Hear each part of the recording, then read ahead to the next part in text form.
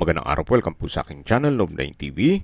Patalasasan po, meron po ba kayong mga properties na napapabayaan or non-performing assets?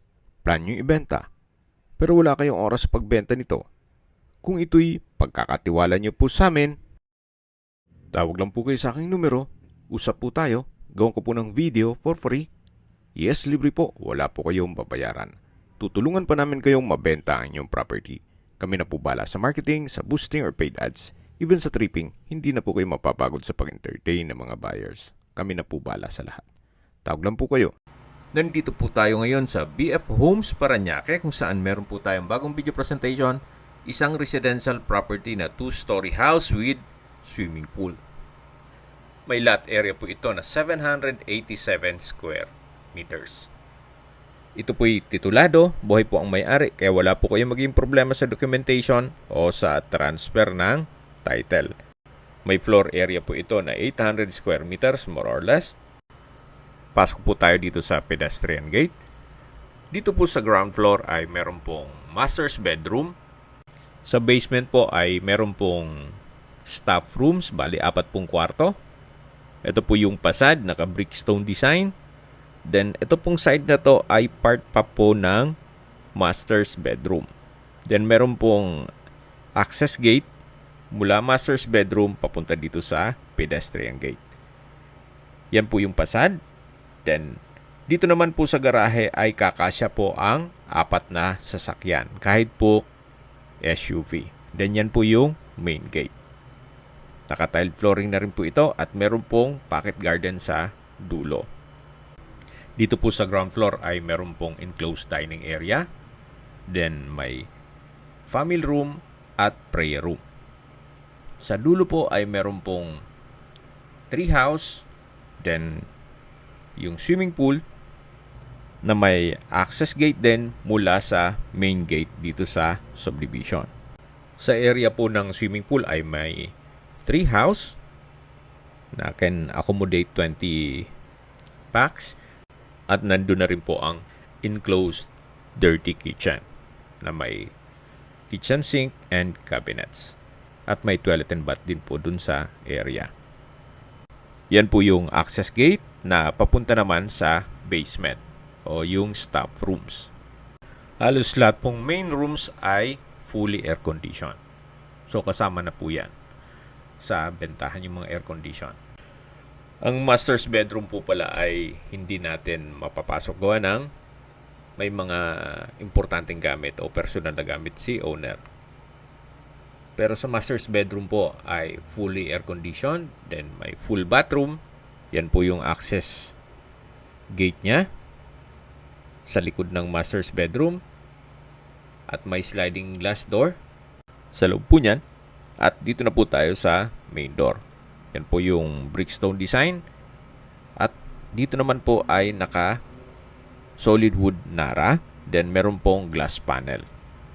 Pasok po tayo. At welcome po sa bahay ni Mama at Sir. So meron pong high ceiling na foyer. At dito po yung hagdan o stairs kung saan ito'y naka solid wood polished staircase at wooden handrail. Then, meron po ditong wall-mounted wooden rack na may mga imahe at naka-brickstone design yung wall. Yan po yung high ceiling. May glass walls na nag-serves as natural sunlight. Then, ito po yung tinutukoy ko na master's bedroom.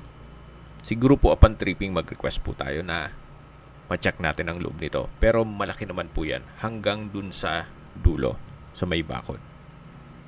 Kaya po nang nasabi ko, yan po'y naka-fully air condition, full bathroom, then may sliding glass door na access sa main gate. Then meron din pong wall-mounted wooden rack. At ito na po yung living area na kung saan ito'y naka-high ceiling at malaki po ang espasyo. Naka-tile flooring at meron pong foldable na wooden frame glass doors.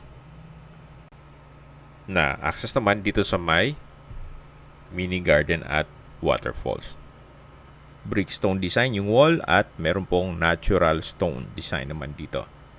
Then naka-tile flooring din po. At may security grill na rin po sa taas nito. Hanggang dun po yan sa dulo. At may access gate papunta naman sa swimming pool. Balik na po tayo dito sa loob. So yan po yung foyer. Then dito po yung living area o salas.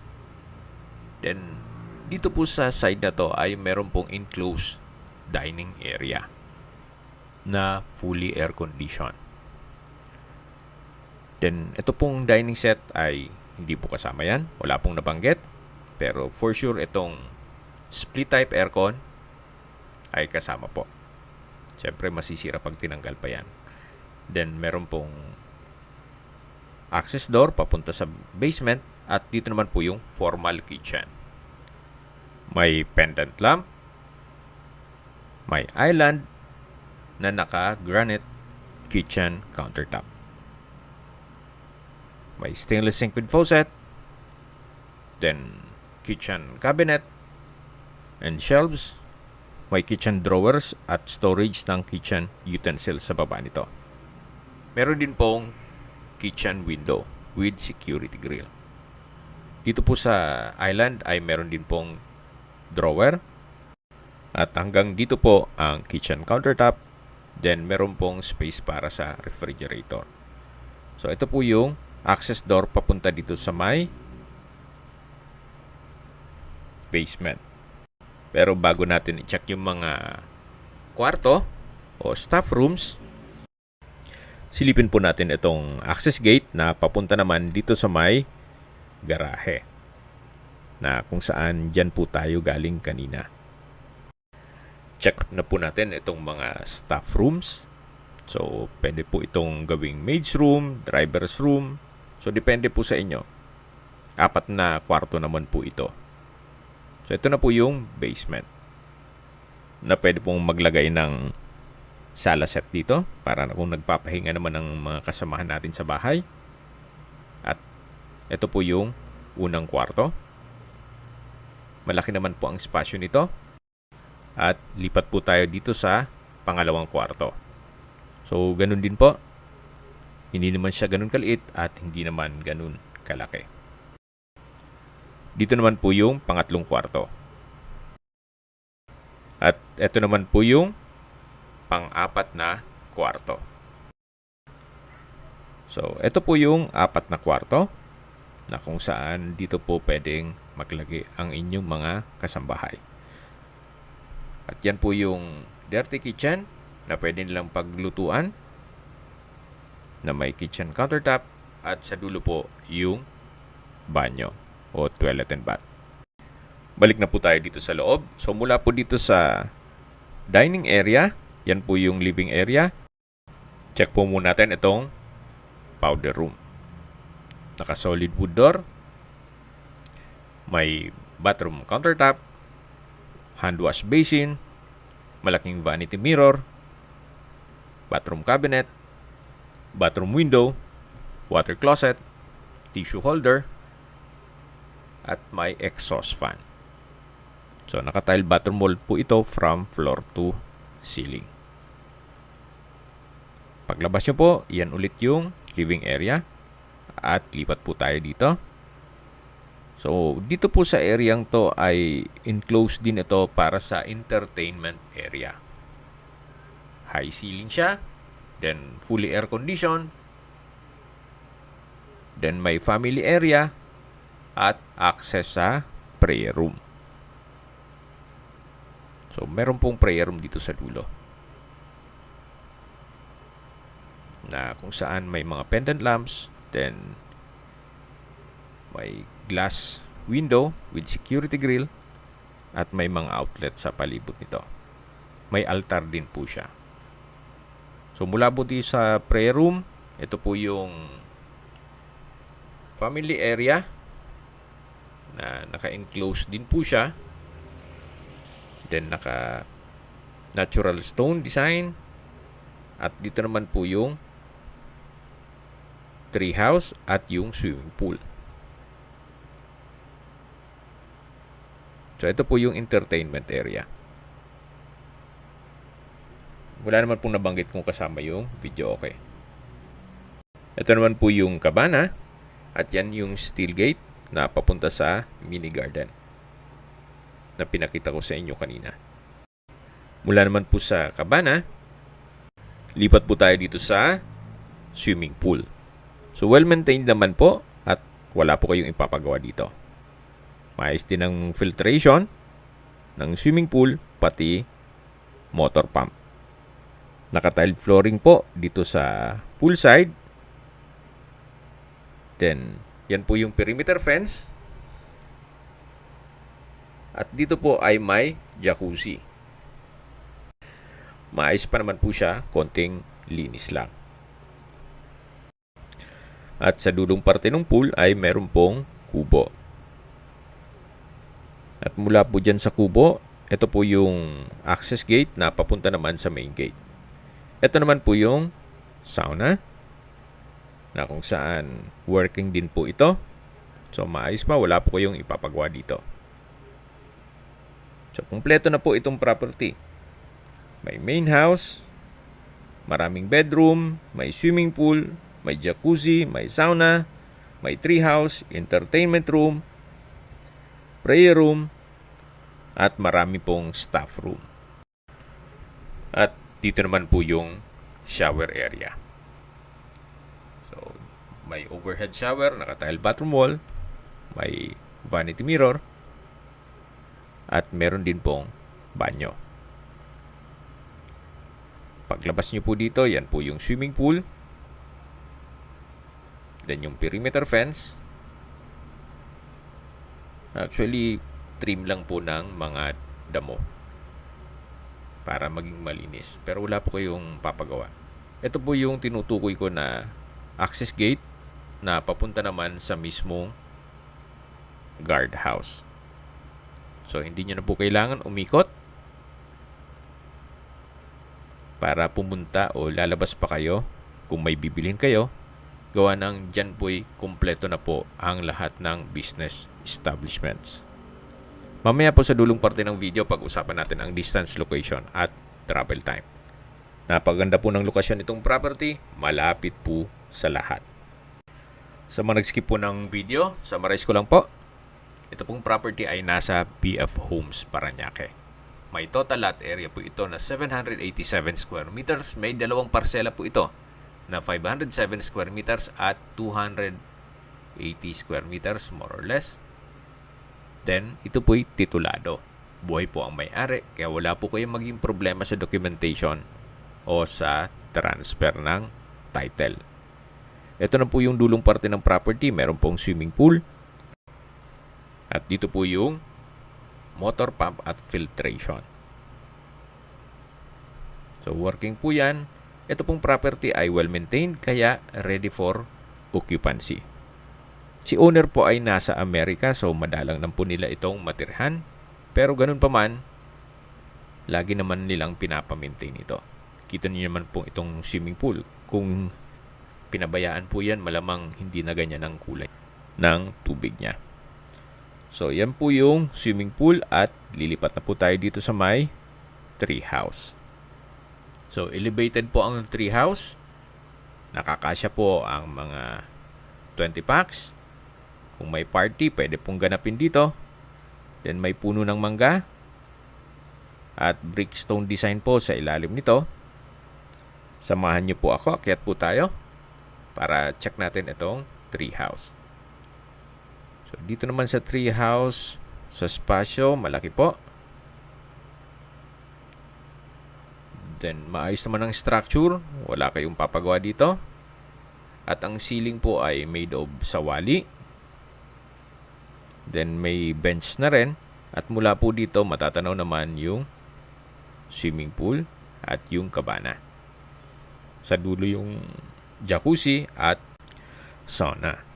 Then, yung tinutukoy ko kanina na maliit na gate para hindi na po kayo iikot dun sa main gate kung lalabas po kayo ng bahay. Okay, baba na po tayo. So, mula po dito sa may treehouse, Ito po yung setback na kung saan meron pong barbecue area at sa dulo po yung water tank. Yan naman po in case ng water shortage. Pero okay naman po ang water supply dito. Wala naman problema. So yan po yung likod ng bahay. Meron pong glass wall. Then owning type glass windows. At papasok ulit tayo. Meron pong aluminum screen door at French door design. So nandito na po tayo sa entertainment area. Then meron pong double wooden door na papunta naman dito sa living area o salas. Then yan po yung enclosed dining area, then formal kitchen. At yan po yung master's bedroom. Kung meron man po kayong PWD or senior citizen sa pamilya, yan po yung para sa kanilang kwarto. Okay, dito na po tayo sa hagdan o stairs. Nakapalis po itong wooden staircase at wooden handrail. Samahan niyo po ako, akyat po tayo. Nandito na po tayo sa second floor. Ito po yung common area na may access door papunta sa balkonahe. Then dito naman po yung mga kwarto. Dito po sa second floor ay meron pong 5 kwarto. Ito po yung first bedroom. Napakalaki po ng espasyo. May sliding glass window sa dulo, naka-high ceiling, may center lamp, at maayos po ang pintura ng ceiling at wall. Then dito naman po yung common toilet and bath.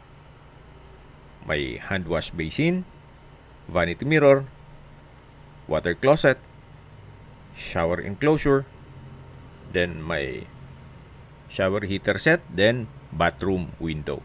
Naka-tile bathroom wall na rin po ito. At meron pong exhaust fan. So ito po yung common toilet and bath dito sa second floor. Then ito po yung second bedroom. Malaki po ang espasyo. May malaking glass window, may wardrobe.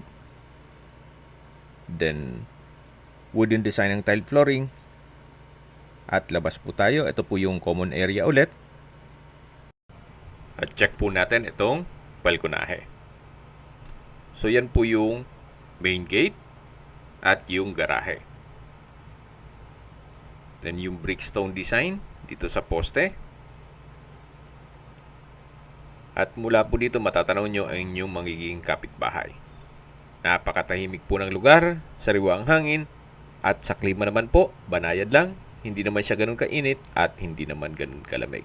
Dito po sa baba nitong balkonahe ay parte ng master's bedroom. Ganun po kalaki yung area ng master's bedroom. So hanggang dito po ang property line. Yan po, tunghayin nyo po itong pasad na kung saan pati po itong mga rain gutter o alulod ay maayos na maayos po. Gaya po nung nasabi ko sa inyo, ito po'y well-maintained. Kahit po nasa Amerika si owner. Kaya kung ang interested buyer ay nasa Amerika, mas mapapabilis po ang inyong transaksyon gawa ng nandyan din po sila. So dito na po tayo sa third bedroom. Malaki naman po ang espasyo nito at meron pong sariling glass window at high ceiling din po siya. So yan po yung third bedroom at lipat po tayo dito sa common toilet and bath. May hand wash basin, vanity mirror, water closet, towel holder, from floor to ceiling po itong tile bathroom wall, may shower enclosure, at bathroom window.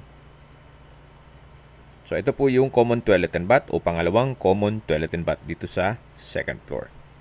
Yan po yung third bedroom. At yan po yung common area. Then sa dulo yung 2 kwarto na naipresent ko na sa inyo. At lilipat na po tayo dito sa fourth bedroom.